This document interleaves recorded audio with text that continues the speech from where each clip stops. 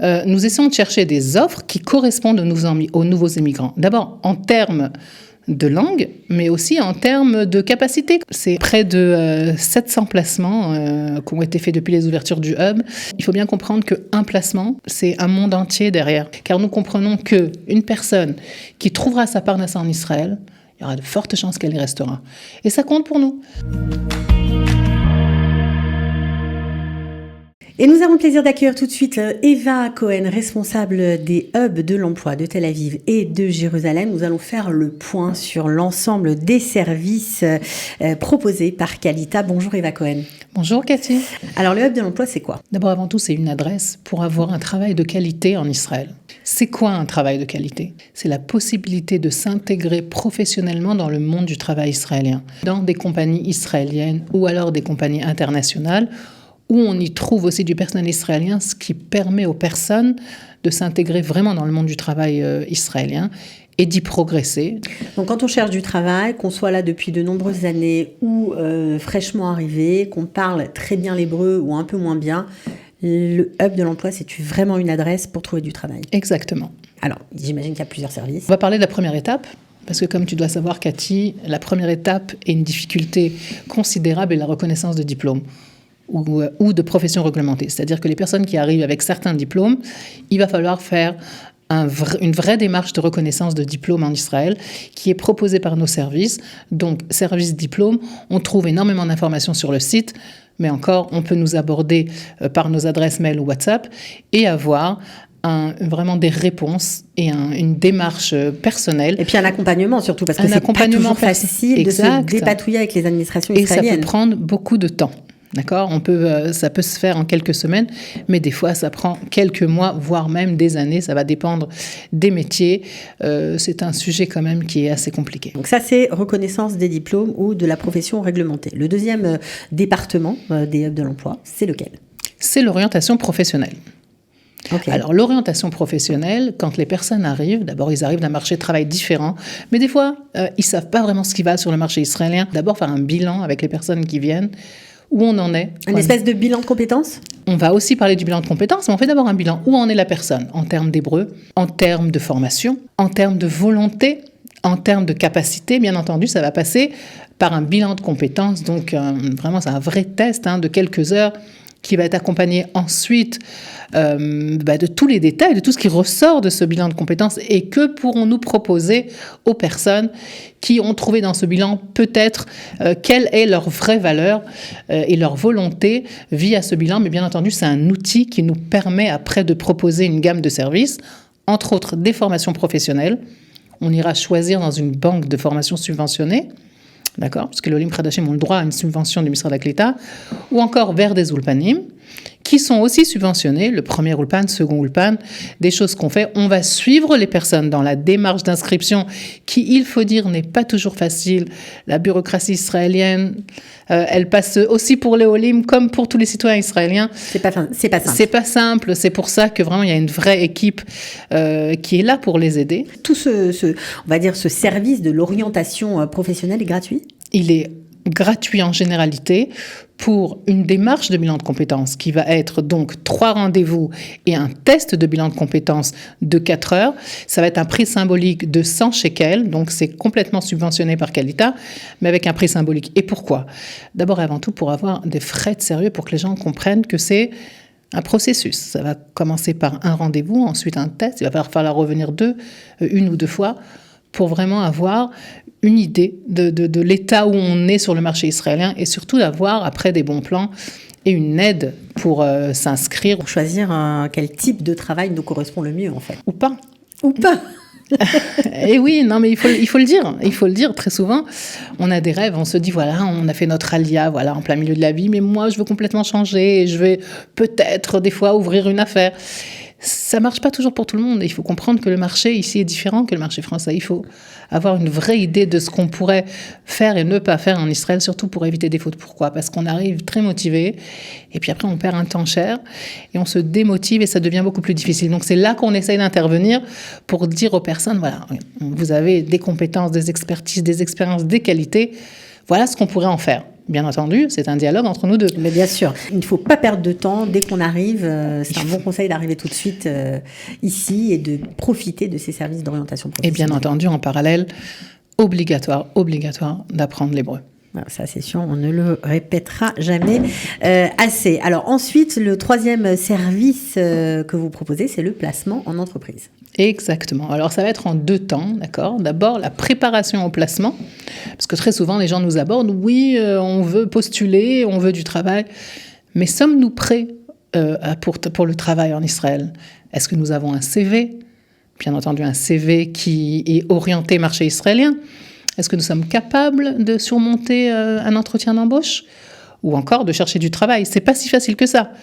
Même les Israéliens, chercher du travail aujourd'hui... Ça s'apprend.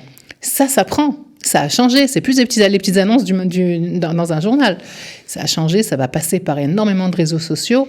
Donc, on forme via des séries d'ateliers dans le domaine de l'écriture du CV, l'adaptation au CV israélien, l'entretien d'embauche, comment chercher du travail, et encore LinkedIn, comment avoir un profil LinkedIn qui nous sert à chercher du travail. Ce sont des ateliers qui sont attribués gratuitement par le Hub de l'emploi à une moyenne d'une fois tous les 2 mois. Alors, donc, on peut s'inscrire facilement. Donc, ça va passer par la préparation, de même à la préparation du CV, parce que nous avons une permanence CV, un service CV, où on peut, après un atelier CV, envoyer son CV avoir une vraie correction et professionnelle et en hébreu, c'est-à-dire que ça va passer d'abord par une vue professionnelle du CV, de l'écriture du CV, mais encore les fautes d'orthographe.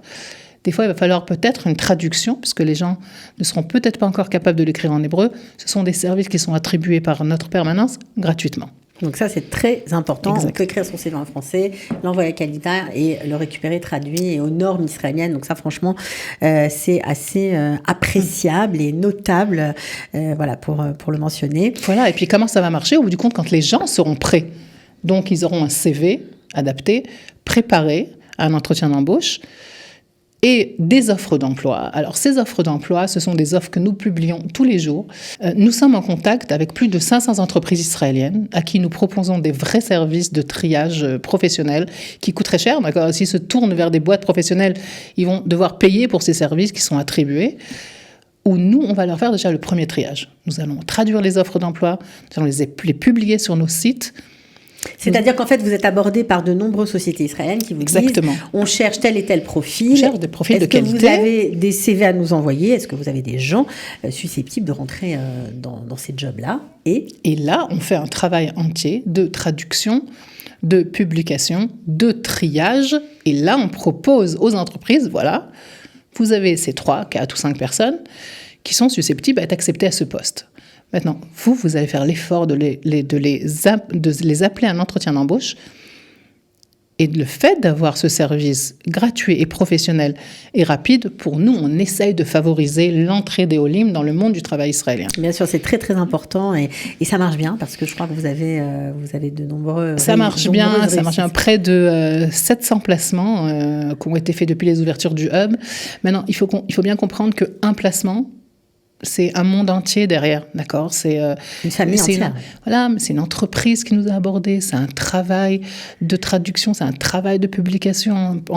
Ensuite, c'est un travail de vérification des CV, d'entretien, de présentation, d'essayer aussi de parler à l'entreprise pour avoir ce placement, car nous comprenons qu'une personne qui trouvera sa parnassa en Israël, il y aura de fortes chances qu'elle y restera.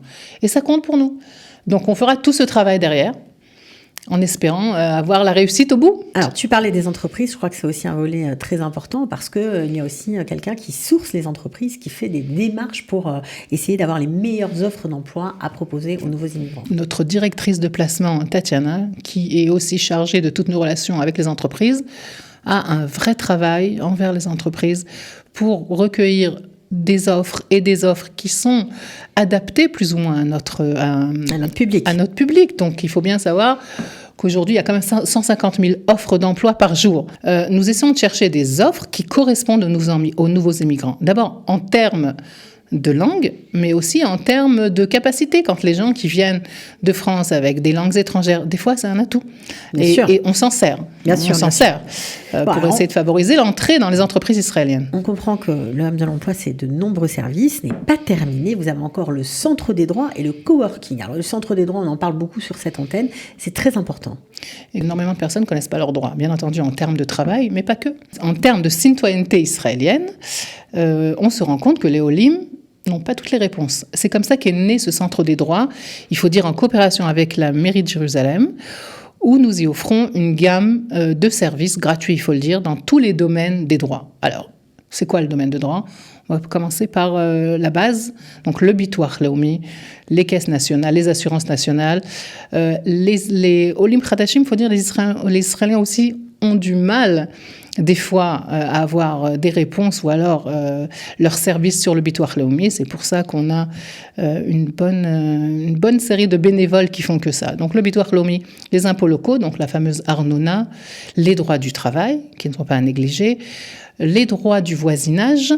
On a pas mal de questions sur ce sujet. Comment, dans un immeuble en commun, comment se comporter dans le domaine des fiscalités, bien entendu, des retraites israéliennes, des retraites françaises, des droits des Olim Khadashim.